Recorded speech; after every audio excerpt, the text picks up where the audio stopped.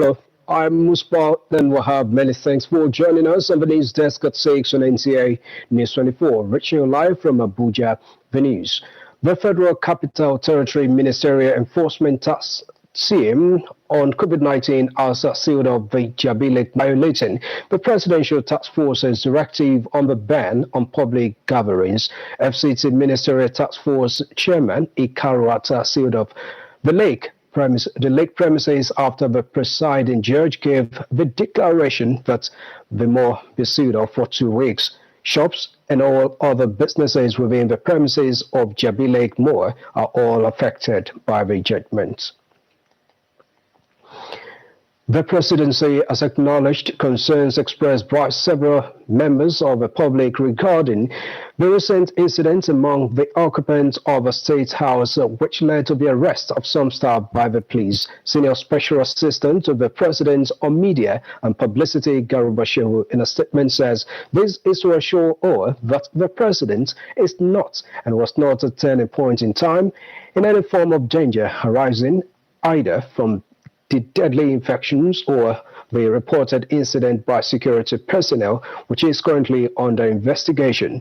It adds that the incidents happened outside the residence of the president and having authorized the proper investigation to be carried out into these unfortunate incidents by the police, the president has acted in compliance with the rule of law. The Oyo State Police Command has commenced investigation into the alleged rape and murder of a 21-year-old national diploma student of Okeogun Polytechnic, Grace Oshiagu. The victim was said to have been murdered inside a church located in Oyo area of Ibadan, Akinyele local government area. This case of rape and murder is the third of such in Akinyele local government's area of Oyo State within 3 weeks. The Oyo State Police Command enjoins members of the public to volunteer credible information to unravel the developments. Consolidating peace and security in Plateau State remains the topmost priority for the rescue administration of Governor Simon Bako Lalong. The governor reaffirmed this when he inaugurated the pilot phase of the Operation Rainbow Security and Surveillance Center, Jarawa, just north local government area. Correspondent Priscilla Grumnan reports. The building, which has a dialogue and conference hall, information technology gadget with CCTV, with capacity that gives day and night carrier and 2 patrol vehicles, is to assist security agencies in responding effectively to distress calls within the Jos metropolis. Governor Simon Lalong said the project sets the tone for the implementation of community policing in the state while providing adequate equipment for current and emergent security challenges. As a government, we have continued to put peace and security at the top of our agenda because it forms the bedrock on which other development efforts can be built. We are happy that our efforts in the past 5 years have yielded positive results. Permanent Secretary, Security and Special Service, Cornelius Biel, said Operation raised intelligence for rapid response. The completion of this project in record time is also a testimony to the prudent channeling of resources for the good of the people of Plateau State. The governor also performed the foundation laying for another security outpost located at Bauchi Ring Road in Jos North local government area. In Jos, Priscilla Grumnan, NTA News. On political scene, Governor Muhammadu Inuwa Yahaya of Gombe State has played host to the Senate President, APC governors and other politicians of the Northeast extraction. Emmanuel Akila reports that the Northeast meeting was to ensure fair representation of the zone with regards to the vacancies of the APC National Secretariat. The Northeast Caucus meeting was delayed by the COVID-19 pandemic and the attendant restrictions on gatherings and travel. With gradual easing of the restrictions by the federal government, the APC Northeast Zonal meeting is conducted with strict compliance with the COVID-19 prevention protocol. Senate President Ahmed Lawan called for unity among politicians in the region, while the 3 APC governors in the Northeast, Inuwa Yahaya of Gombe, Memala Buni of Yobe, and Babagana Umar Zulum of Borno, all agree that the zone's problems can best be solved by the people of the zone, beginning with exemplary leadership. It's an emergency meeting which basically has one item agenda, which is endorsement of the nomination of the National Secretary and that of Zonal Youth Leader and that of Deputy National Auditor. And accordingly, actually, Waziri Bulama's nomination was endorsed and hereby forwarded to the National Executive Committee for ratification. So also the nomination of Abubakar Musa for Zonal Youth Leader and that of Shetima for National Deputy Auditor. That's just it, and also we talk about some issues bothering our zone. The meeting, which lasted for 40 minutes, was also attended via video conferencing by the Secretary to the Government of the Federation, Boss Gida Mustafa, and Senator Mahmoud Njuma Goji.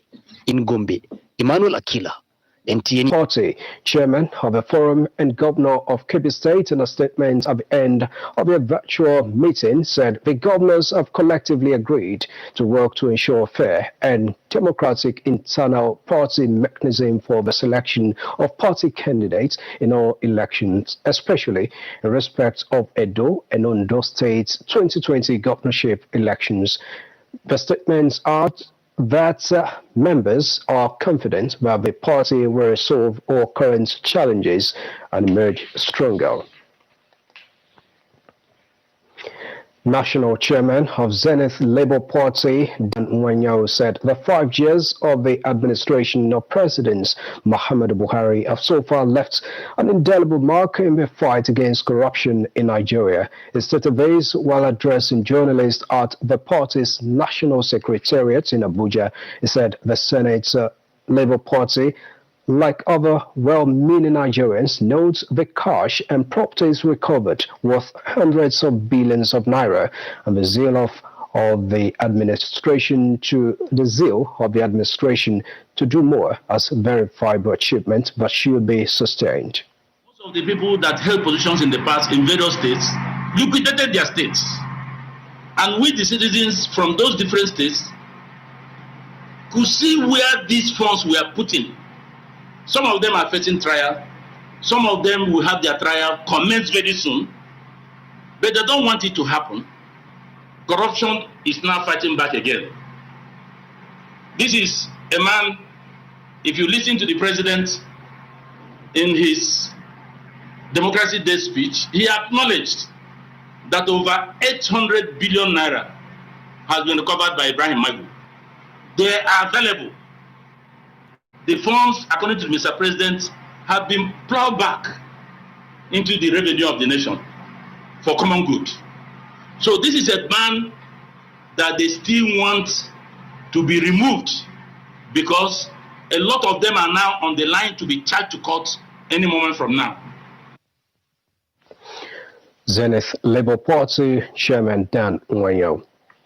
Now, Nigeria's founding fathers have contributed in no small measures to what country's democracy is today. However, the recognition of June 12 as Democracy Day has changed the turn of political music and dance in the country. Let's hear from Haman Jabani.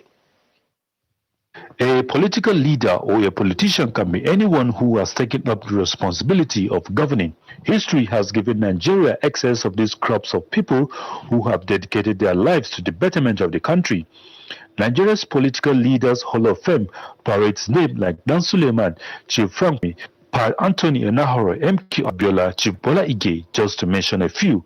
These politicians have at one time or the other impacted on Nigeria's political atmosphere over the years.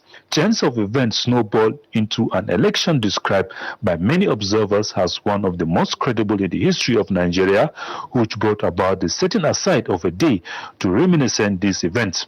June 12 has stood the test of controversy with a stamp from the Buhari-led administration as Nigeria's Democracy Day. One man stood out of the crowd in these annulments of June 12, Chief Moshood Abiola. He contested for the highest seat in the Federal Republic of Nigeria with a landslide win, but that election was annulled.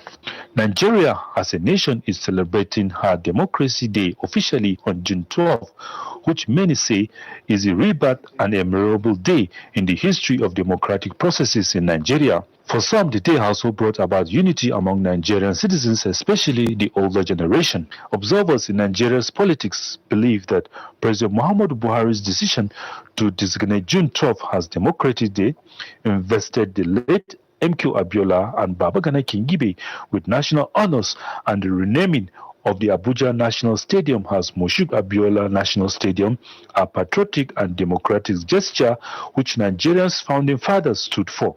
They had an idea which they hope that will nurture into a nation that will give each and every citizen a sense of belonging. The fact that Mr. President, despite his military background, he's so democratic, even more democratic than some of us that are co-politicians. It is believed that Nigeria started on a good note with the nation's founding fathers at the helms of affairs, driving the nation to greater height through dedicated, selfless, pragmatic, and prudent management of country's scarce resources. Politics was played without bitterness. Religion was practiced devoid of sentiment, tribalism, or bias. You see, the most important thing for us to consider is what you can contribute to the country, not what you can get out of the country. Key players in the industry are of the opinion that if Nigerians can get it right, the sanctity of the ballot box will be reinstated. The despair electorate would work with smiles and renew hope to vote for credible leaders, and the people can learn something from the lives sometimes of all those that contributed to the growth of the country's democratic journey. Hamman Jabani, NTA News. Thanks a lot, Haman. The people of Nasarawa State have promised to support the federal government's peace and development initiatives while promoting education and economy at the state level. Aliyu Tijani Mohammed reports that the pledge was made at an enlarged summit in Lafia. It is a summit to strengthen good governance in Nasarawa State in line with the ideals of democracy. The focus is on education development and the economy of the state, how it fared in the last 1 year of the present administration. Various speakers, including members of the academia, reviewed the policy direction of the present administration, especially the industrialization agenda, and opined that government is on track but has to do more. The trajectory of this administration over 1 year in office has clearly demonstrated its passion to repositioning the state for a brighter and better Nasarawa state. Last 1 year is a unique political engineering which has really focused citizens of this state to obey government, to also ensure that we hold government accountable by doing our own bit in the process of governance. Governor Abdullahi Sule says the state journey to greatness is a collective effort of all stakeholders as he urges the people of the state to unite and support government. In Lafia, Aliyu Tijani Mohammed, NTA News. This is the news desk at 6 on NTA News 24, reaching you live from Abuja. More reports ahead. Stay with us. This is NTA News 24 broadcasting from Abuja. You can watch us anywhere, anytime on the following platforms. Star Times Channel 101, Great TV Channel 703, Destiny Channel 419, and Hot Channel 4. For more information, log on to our website www.nta.ng or join us on our social media handles, Twitter at NTA News 24, Facebook at NTA News 24. For comments, suggestions and inquiries, send an email to news24@nta.gov.ng or call us on the following numbers. NTA News 24, news and more news.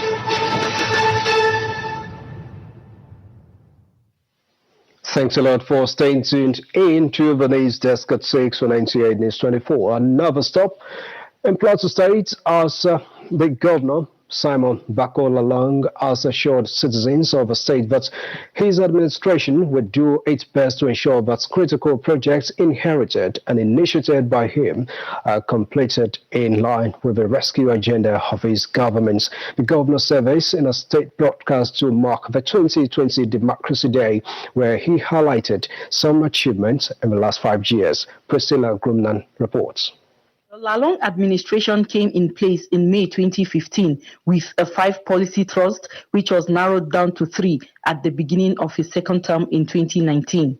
Addressing citizens of the state, Governor Lalong said in the areas of peace, security and good governance, infrastructural development and sustainable economic rebirth, giant strides were recorded during the period under review. Through the Peace Building Agency, which we created on assuming office, we engaged various stakeholders, particularly in previous volatile areas, where we fostered understanding, reconciliation, forgiveness, and synergy in dispute resolution. The governor said he is laying a foundation for economic prosperity in the state with programs especially in the agricultural sector and boosting the internally generated revenue of the state. He stressed the proactive steps to revive moribund industries in the state, disclosing that Bag Farms is now the commonwealth of Plateau citizens. Dear citizens, you will recall that Bag Farms, including the Pioneer Milling Company in Zalaki, was not only a major source of employment in the state, but a huge economic investment for the promotion of mechanized agriculture, which went into oblivion and was subsequently sold out in the 90s. This government took the bold step in the face of dwindling financial resources to reacquire the shares worth 1.5 billion naira. I'm glad to inform you, Plateau citizens, that this is now our commonwealth. Governor Lalong said his administration has plunged more than 40 billion naira in the physical infrastructural sector for road construction and rehabilitation, as well as revival of decaying public infrastructure. In spite of the setback on the economy due to the COVID-19 pandemic, the governor said his administration remains committed to reforming critical sectors in addition to ongoing plans to complete the Jos International Stadium at Zaria Road.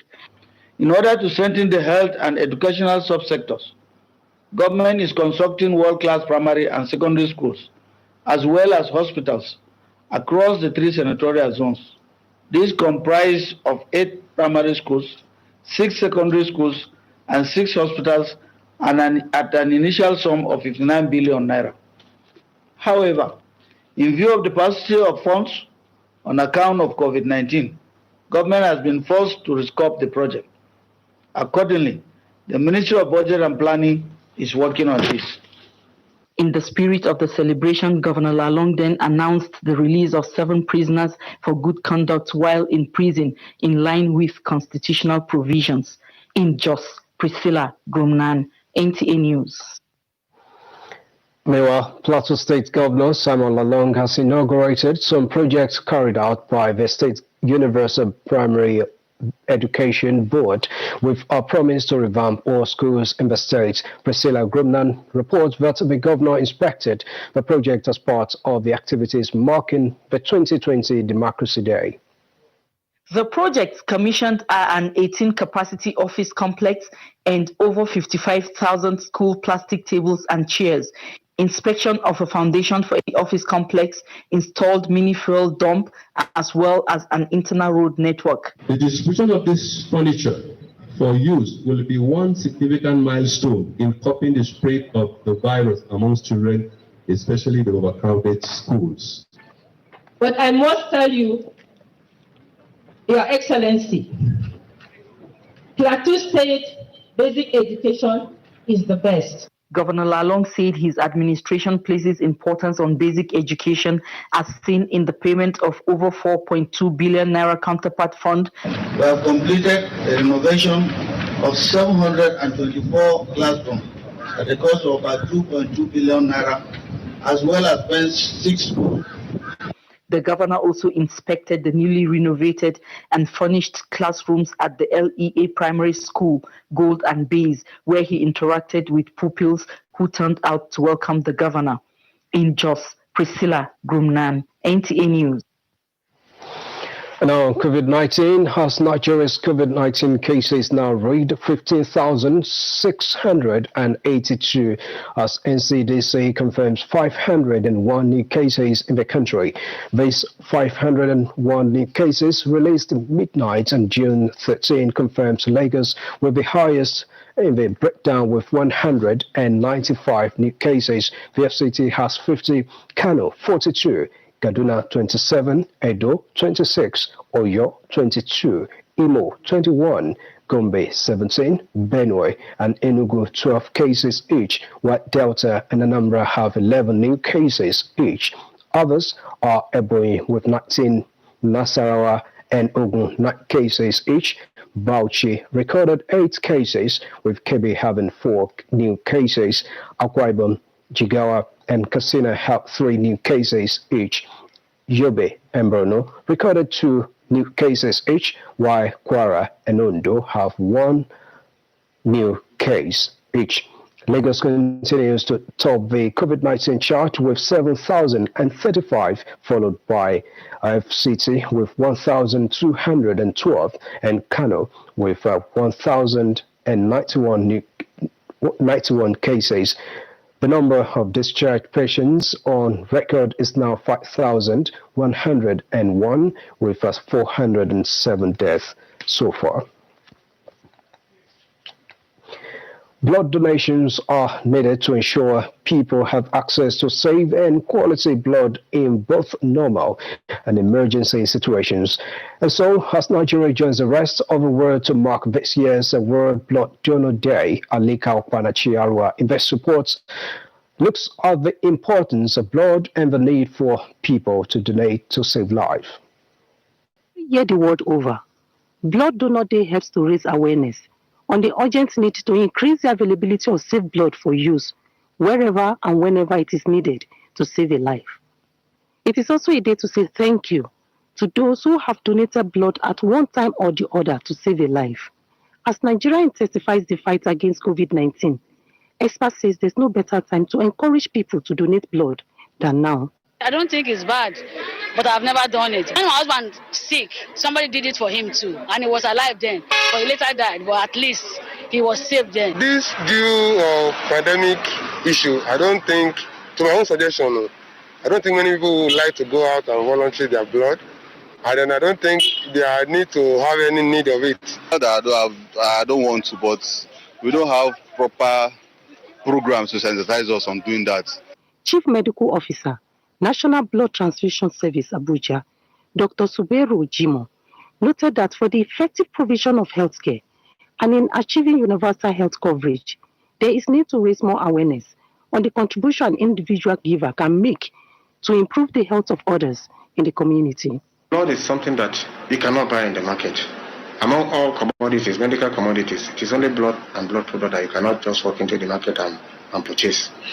And here, we do the best we can as in screening to the world standard, so that whatever blood you take from here, you are 100% sure that this blood you've taken is not infectious. Michael Okpara says he has been donating blood for a long time, as he sees it as an act of solidarity. He advised others to become lifesavers by volunteering to donate blood regularly. To be frank, it's a good one, because donating blood helps save lives, but at the same time, it makes us healthy. We therefore appeal to the government and health authorities to provide adequate resources and put in place good system and infrastructure to increase the collection of blood from voluntary donors, as well as provide quality donor care. In Abuja, Alika Okpanachi Arua, NTA News. President Muhammadu Buhari expresses shock at the passage of Mrs. Ibidun Itua Igodalo, wife of Pastor Itua Igodalo of Trinity House based in Lagos.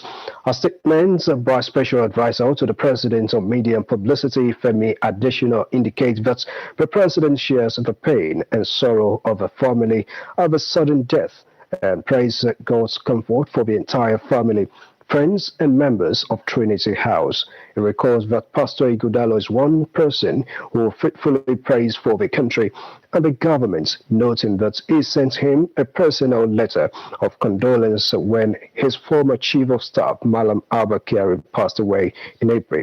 The president prays for God to give the family the fortitude to bear the loss and strengthen them at this trying time. And that concludes the news desk at 6 on NTA News 24. Thanks a lot for your time. And just to remind you that a special documentary on President Muhammadu Buhari's administration, real and verifiable achievements, will be transmitted on the network service of the NTA today, Sunday, 14th June 2020 at 7 o'clock this evening. All NTA stations are to hook up for the program. Thanks a lot for your time. Good evening.